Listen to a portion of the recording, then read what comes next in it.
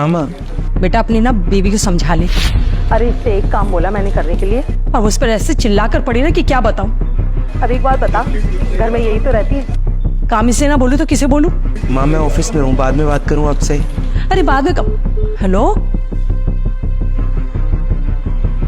लो, अब बेटा भी नहीं सुनेगा मेरी। सर जैसा कि मैंने आपको बताया था, इस सारी की सारी एंट्रीज में। सर एक second, I am so sorry, I have to take this call. Hello.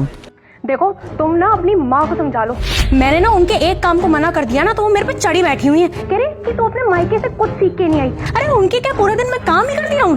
Harshita मैं ऑफिस में हूँ, काम में बिजी हूँ, बाद में बात करता हूँ। Hello hello hello. I am so sorry sir. तो मैं ये कह रहा था कि ये जो। आ गया बेटा? हाँ माँ। देख मैंने दोपहर तुझे इसीलिए फोन किया था। अब ना तेरी बीवी की हरकतें बढ़ती जा रही है। अरे कोई काम इसको बोलूं एकदम चिल्ला के पड़ती है मुझ पर। घर में यही होती है, इसको नहीं बोलूंगी तो किसको बोलूंगी? और बहुएं ऐसे बात करती हैं क्या अपनी सास से? और घरों में बहुएं हैं ऐसे कोई नहीं बात करती। शर्मा जी की बहू को देखा है, कभी आवाज सुनी है? कितनी तमीज से बात करती है अपनी सास से, कितनी इज्जत करती है, उनकी हर बात मानती है। पर तू शादी करके लाए ना इसको, समझाता क्यों नहीं?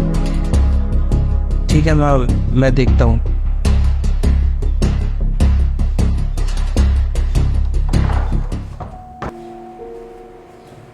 आ गए तुम? हाँ हर्षिता, वो पानी। देखो तुम ना अपनी माँ को समझाते क्यों नहीं हो?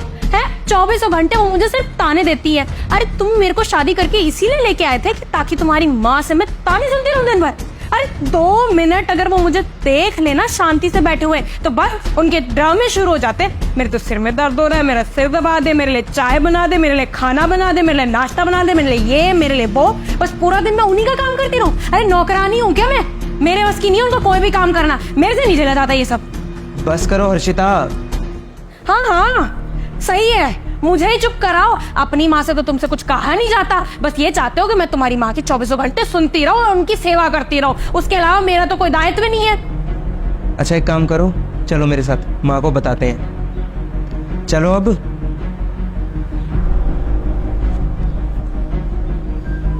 हर्षिता बैठो यहाँ पे।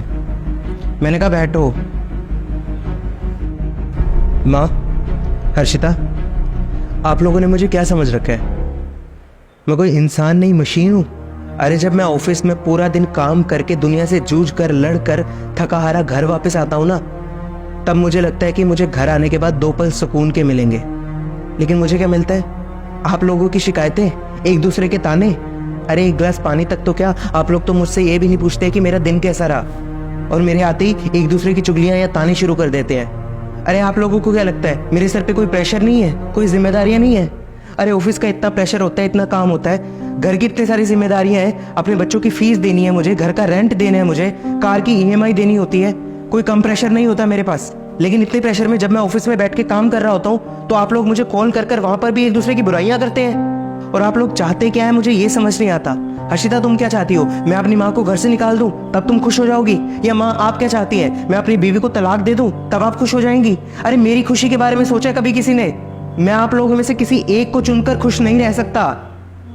अरे माँ अपनी जगह होती है, पत्नी अपनी जगह होती है। माँ का रोल कोई और नहीं कर सकता और पत्नी की जगह भी कोई और नहीं ले सकता। माँ आप लोग मेरी फैमिली हो, आप दोनों ही मेरे लिए जरूरी हो। मैं आप में से किसी एक को नहीं चुन सकता। और हर्षिता क्या हो गया अगर माँ ने 2 काम तुमको ज्यादा कह भी दिए तो? क्या तुम अपने घर पर काम नहीं करती थी? 2 काम ज्यादा कर दोगी माँ के लिए तो कुछ घिस नहीं जाएगा तुम्हारा। और माँ अगर हर्षिता ने कोई काम नहीं किया तो उसका मतलब ये नहीं है कि आप नहीं कर सकती वो। हर छोटी छोटी बात के लिए मुझे शिकायत लगाना जरूरी नहीं होता।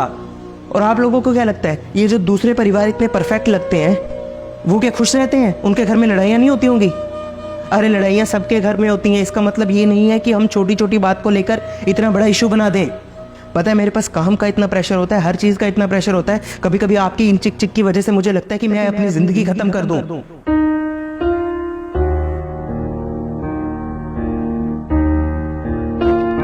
लेकिन मैं वो भी नहीं कर सकता क्योंकि जब ऐसा कुछ मेरे दिमाग में आता है ना तो आप लोगों के चेहरे मेरे दिमाग में आ जाते हैं, अपनी फैमिली मेरे दिमाग में आ जाती है।